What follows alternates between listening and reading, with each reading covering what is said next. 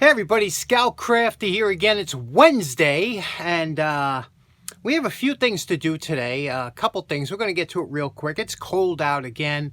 I'm waiting this week. The weather's supposed to break. By tomorrow, it's going to be 60 degrees. It's going to feel so good. But right now, it's, 15 degrees below freezing, and, it's cold out. But we're in the shop, going to put the lights on, hope it warms up a little bit down here. And we got a project, a prototype kind of project that I've been thinking about for a while, wanted to get to. Today's a great day. Let's get right to it. Now, our first project comes from my good friend and mentor, Dan Semmel. And Dan, longtime tool collector, totally interesting guy. Anybody that knows him just is always fascinated with his stories and his knowledge. So Dan came up to me the last time we were at a meeting, which was about 3 months ago at the tool meeting. They skipped the one in December because it's too close to Christmas. He came up and he said, can you, if you're messing with the lathe one day, can you make me a handle? These are the handles that I guess they sell, but this handle is not quite proper for this tool. And what this tool is, this is a window squeegee, but not any type of window squeegee. This is Ettore, and that's the name, the first name, and the last name was Steccone. Can you see that? There you go, Steccone. So Ettore Steccone was an Italian immigrant. He was born in northern Italy, and he immigrated to the United States right after World War I. And, he was born in the 1880s. He came here about 1922 or something. And he started off as a janitor. Then he was doing windows. And he used to do windows with like a chamois and a sponge. And he said it was drained by the end of the day. So he started using squeegees. Now, they used to make a squeegee years ago called a Chicago squeegee. And what it was two big, thick pieces of rubber. It was a heavy steel handle. It was just a lot to lug around, especially when you're going up and down the ladders and stuff. So Ettore came up with this design, working on it and trying to redesign it. And he had a few different designs. And then finally he came up with this design, a lightweight. It was made of brass, the original one. They make them out of aluminum today if you want, but they still have the original. And he worked on this in his garage and fabricated one. And then he fabricated a bunch, and he couldn't sell them. No matter where he went, people didn't want to buy, because they already had the other one.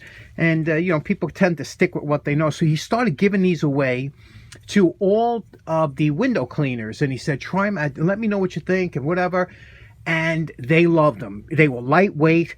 They had a single piece of rubber, and this is where the key is, a special type of rubber. And, a window squeegee, if you don't use one, you say one looks like the other. But when you ever see the way these guys actually, how they have to work a window? It's amazing.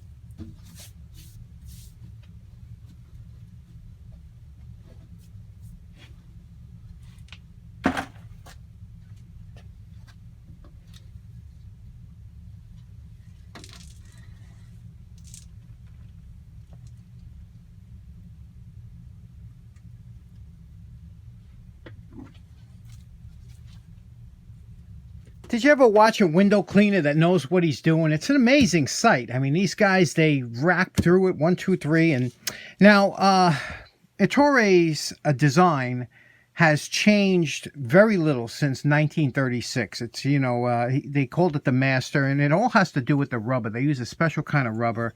It slips in this channel here, and it's just a fantastic invention. Once you put the rubber back into the channel, you tighten up the 2 screws here that hold it on, clamps down on it, and there you go. You got a beautiful piece of machinery that will last you a lifetime. Now, Dan found this, and he wanted a handle. He wanted a couple handles to put up an extension. Now, this is one I think they sell, not this company, but it is a taper adapter that screws onto like a, extension pole or broomstick or something. And, you can put this on here if you have a high window and then take it off.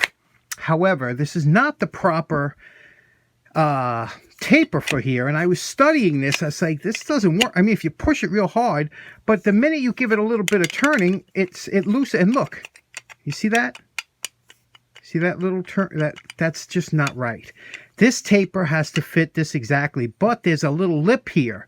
So it has to go past that lip, and So making one like this is not acceptable. It'll never work.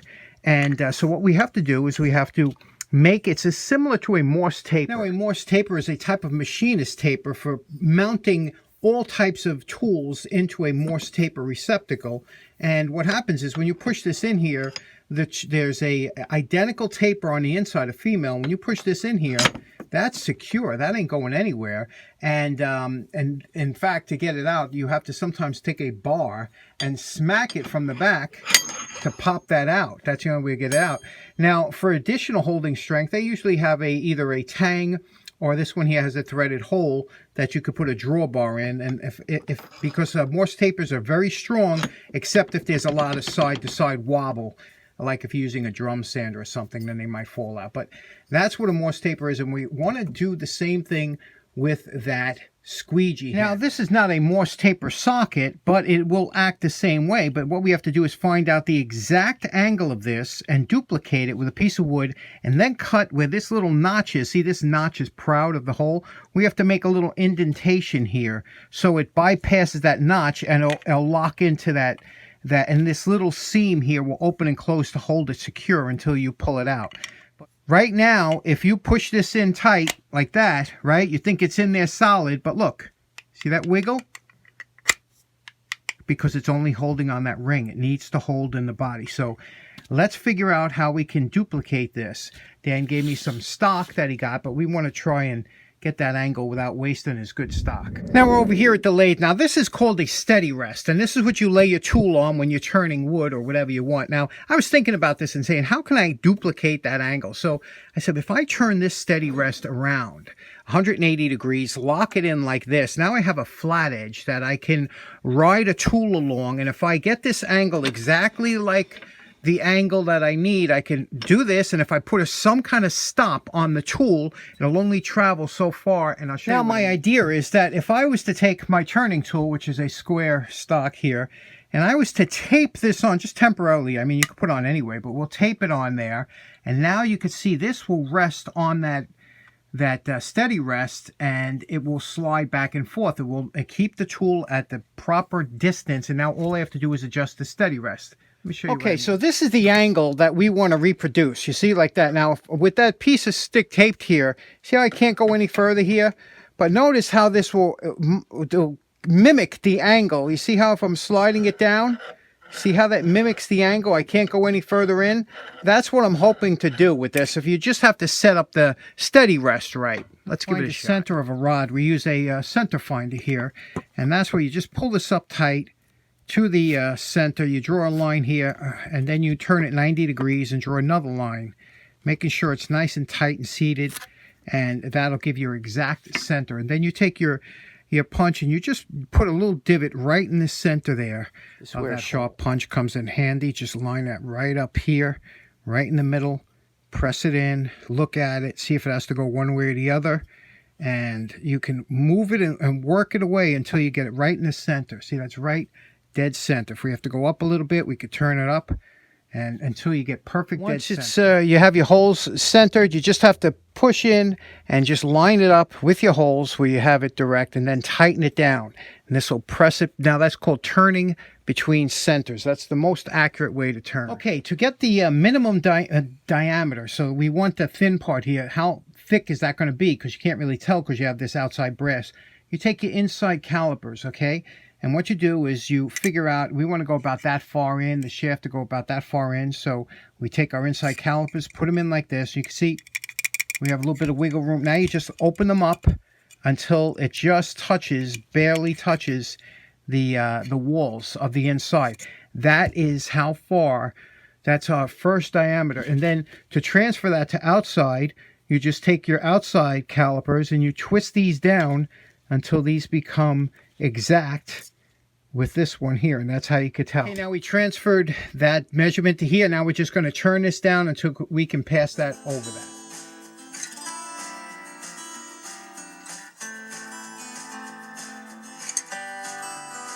You can see what we did here. We have this at the right angle. Now this block is now touching the steady rest here. We have the steady rest at the same angle as the angle of the handle here. And so if we follow this out like this, it should take us to a taper right to that point following this, because remember, it's being blocked now. We can't go any further in.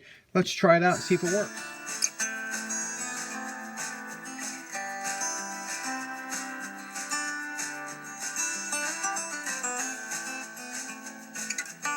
Okay, here's our first prototype, and again, it's a lot of fit and finish. You have to take it off and try it, but we had the angle correct.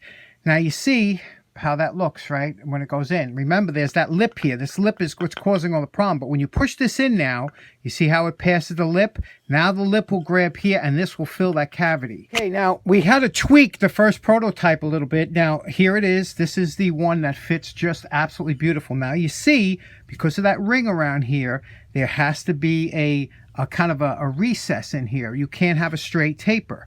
When you have that straight taper, no matter how hard you push it in, you get that, it will never stick back. Well, check out this one here. It gets tight, but then it goes past the ring, and then it expands in here. And you can see what happens. You see how it just pressed that out? Now, you cannot get this off no matter how much you shake it. There's no play. You cannot get it off until you twist and pull.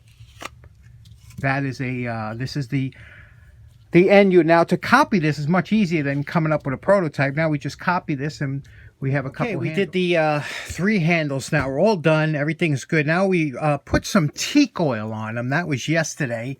We covered them with teak oil, let it soak in, gave it 24 hours for the teak oil to soak in. Dan didn't want any embellishments on there whatsoever. He didn't even want that. I just messed around with some beading for the short handle, but he wanted them just plain, so we gave him a coat of teak oil. It absorbed in. Now we're just going to give it a coat of butcher's wax. I'll show you what that looks like. Now we're going to use this butcher's wax here. This is a Boston polished amber paste wax. Oh, the smell. Can you smell this? Oh, God, that has such a good smell. And some of these guys, some of you guys out there I know have used this product, like my buddy Dave, Old Sneelock, and other people, and it just has a smell like no other wax. Just really good. So we're going to wax it, and then that should be good. Okay, we're calling this project done.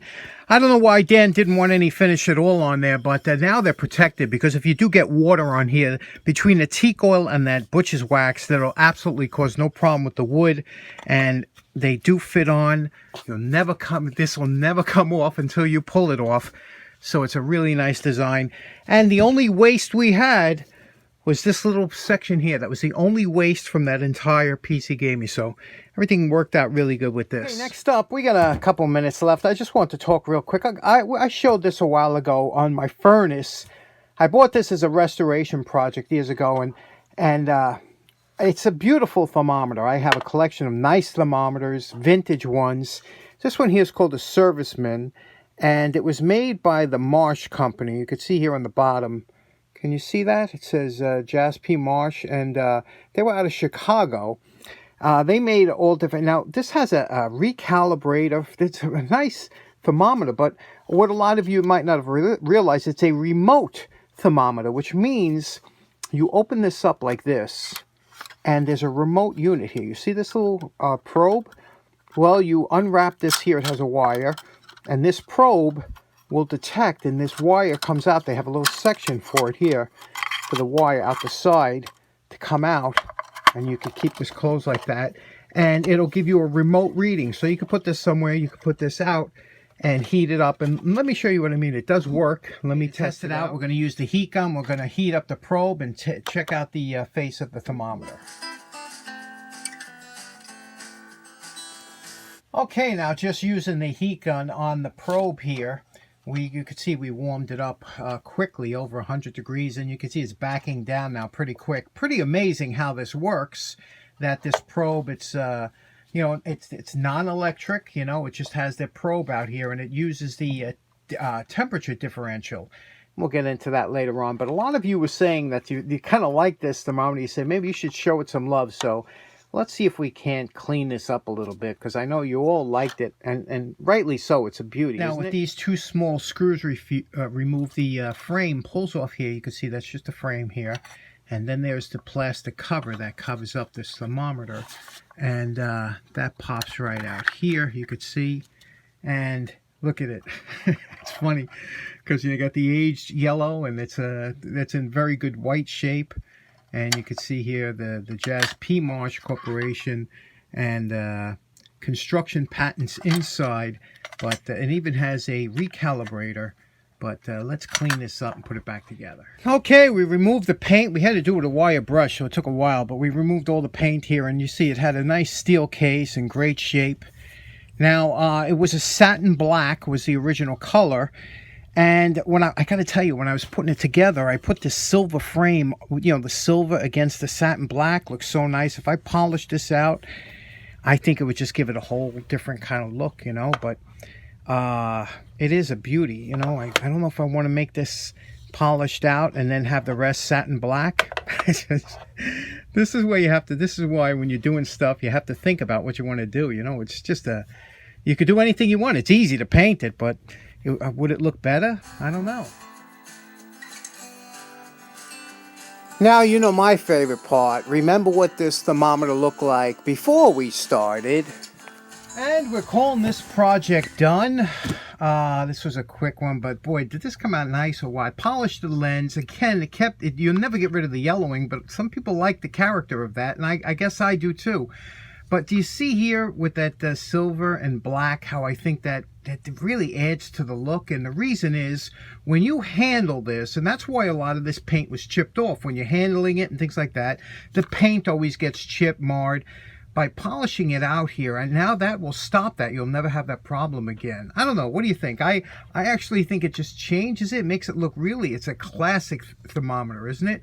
Really nice. Enjoyed this project. Real quick one at the end of Dan's Squeegee project. So there we go. Another one in the can. And that was fun. So in closing, there we have a couple fun projects today. What you think about that silver and black combination on that thermometer? Don't be afraid to let your opinions fly in the comments section. But I like it. I like it like that for some reason. Anyway, thanks so much for tuning in. I hope you have a great day. See you again on Friday. Take care now. Bye-bye.